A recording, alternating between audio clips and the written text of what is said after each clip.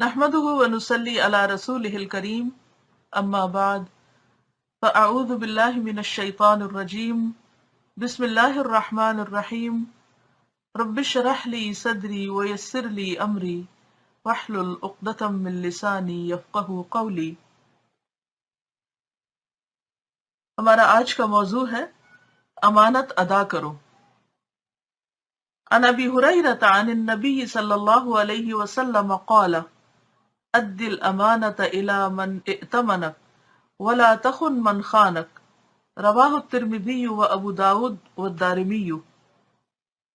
حضرت ابو ہریرہ کہتے ہیں کہ رسول اللہ صلی اللہ علیہ وسلم نے فرمایا، جو شخص تمہارے پاس امانت رکھے اس کی امانت ادا کرو۔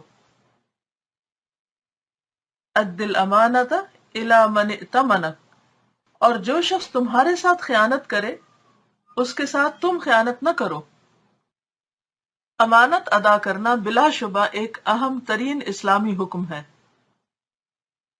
سورۃ المومنون میں بھی اس کی تاکید آئی ہے، والذین ھم لاماناتہم وعہدہم راعون، کہ کامیاب مومن وہ ہیں جو اپنی امانتوں اور عہدوں کا پاس رکھتے ہیں، یعنی ان کی پابندی کرتے ہیں، ان کو پورا کرتے ہیں۔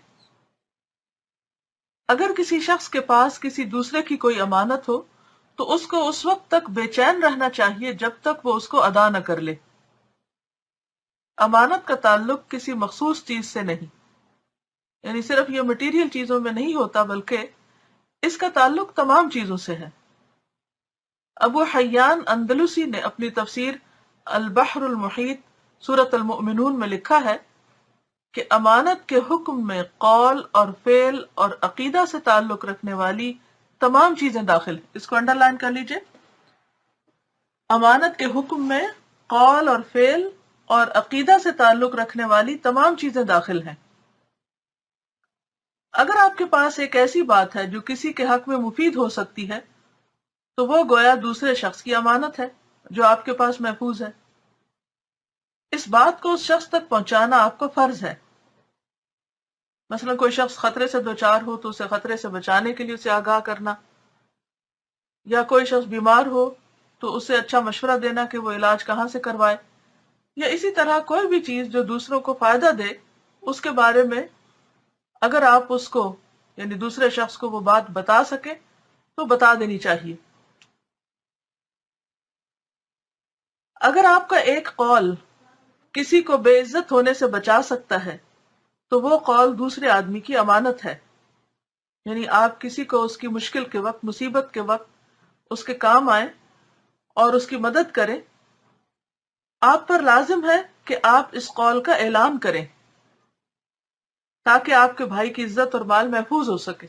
مثلا آپ کسی مجلس میں بیٹھے ہوئے ہیں کہ کسی کی غیبت شروع ہو جاتی ہے، اب آپ کو پتہ ہے کہ جس شخص کے بارے میں اس کو برا بھلا کہا جا رہا ہے وہ ایسا ہے نہیں، تو اب آپ خاموشی سے سنتے نہ جائیں اور اس میں مزہ نہ لیں کہ اچھا ہے اس کی بے عزتی ہو رہی ہے، خواہ یہ کسی کے منہ پر ہو رہی ہو یا پیٹھ پیچھے، دونوں صورتوں میں آپ کا فرض بنتا ہے کہ آپ اس کا دفاع کریں، اور یہ دفاع کرنا اب آپ کے پاس ایک امانت ہے اس کے حق کی جو آپ کو ادا کرنا ہے۔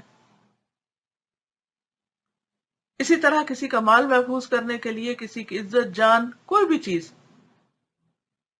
اور حدیث کے دوسرے حصے میں جو بات آتی ہے وَلَا تَخُنْ مَنْ خَانَكَ کی نصیحت بے حد اہم ہے۔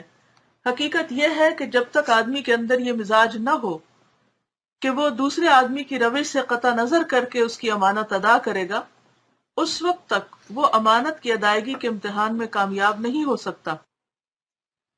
یعنی اگر کوئی شخص آپ سے اچھا سلوک نہیں کرتا، یا کسی نے آپ کو دھوکہ دیا، یا کسی نے آپ سے خیانت کی، تو ایسی صورت میں آپ وہ نہیں کریں گے جو دوسرے نے آپ کے ساتھ کیا، کیونکہ عموماً ہمارا رویہ دوسروں کے عمل کے تابع ہوتا ہے۔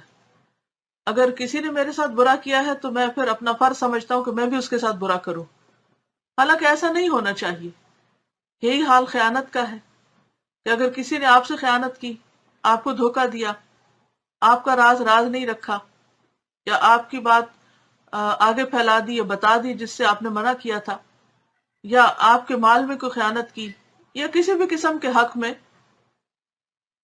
تو اس سے اس بات کا جواز نہیں ملتا کہ آپ بھی جواباً خیانت کریں۔ آپ بھی جواباً دوسرے کو دھوکہ دیں یا آپ بھی کسی کے ساتھ زیادتی کریں. ایسا نہیں کرنا چاہیے. موجودہ دنیا میں اکثر حالات میں ایسا ہوتا ہے کہ ایک شخص کو دوسرے سے شکایت ہو جاتی ہے. یہ شکایت صحیح بھی ہوتی ہے اور غلط بھی. اگر آدمی شکایتوں سے اثر لے تو وہ کبھی بہتر اخلاق پر عمل نہیں کر سکتا، کیونکہ اگر انسان اس کو لمبا کر لے اور پھر دل میں ایک رنج پال لے اور غضبناک ہوتا رہے اور ناراضگی ٹھان لے اور پھر وہ گرہ پکی کر لے اور کبھی بھی پھر اسے کھولنے پر تیار نہ ہو اور پھر آئندہ کے لیے تعلق کو بالکل ختم کر دے، تو پھر اس طرح کبھی بھی انسان اچھے اخلاق کا ثبوت نہیں دے سکتا.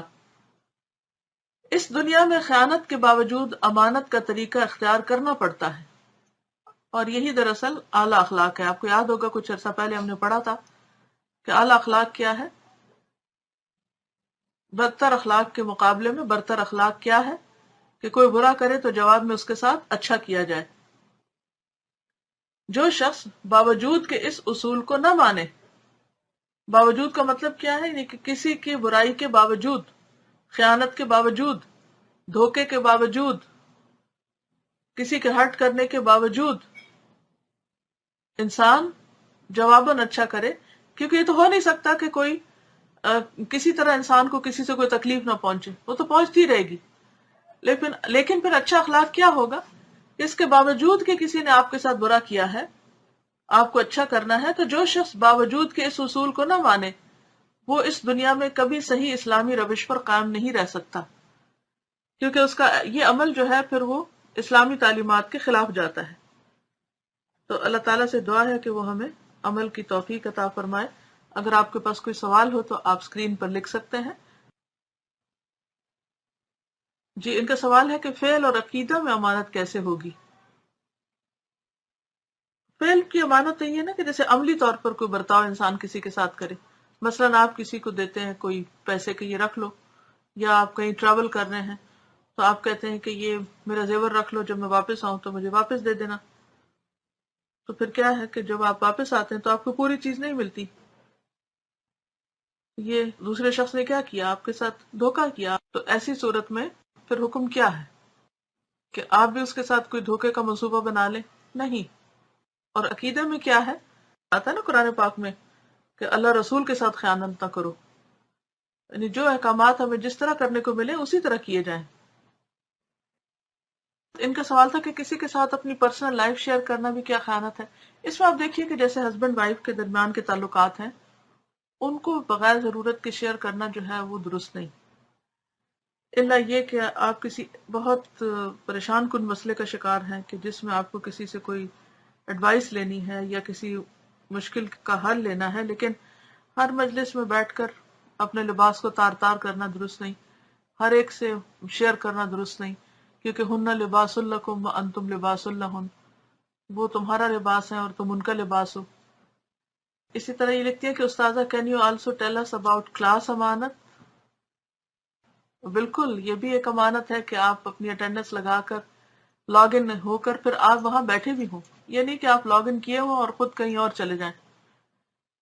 کوئی شدید انسانی ضرورت تو ہو سکتی ہے، جیسے نارمل روٹین کلاس میں بھی ہم بیٹھے ہوتے ہیں تو پھر ضرورت کے تحت اٹھنا پڑتا ہے واش روم جانے کے لیے یا کوئی اور ایمرجنسی ہو سکتی، لیکن اسے معمول بنا لینا کہ بس یہ اسپیکر آن ہے اور کبھی کچھ کرنا کبھی کچھ کرنا اور اپنی کاپی کتاب لے کر نہ بیٹھنا اور نوٹس نہ لینا.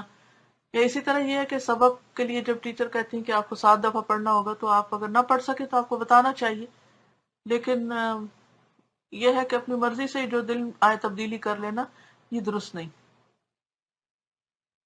آپ کسی کے پاس امانت رکھتے ہیں اور آپ جانتے ہیں کہ چیٹ کر رہا ہے تو اس سے الگ ہو سکتے ہیں. جی ہاں، اسے آپ آمنے سامنے بتا سکتے ہیں کہ چونکہ آپ یہ خیانت کر رہے ہیں اس لیے میں اپنی چیز واپس لے رہا ہوں. اوکے. السلام علیکم ورحمۃ اللہ وبرکاتہ. سبحانک اللہم وبحمدک، نشہد ان لا الہ الا انت، نستغفرک ونتوب الیک.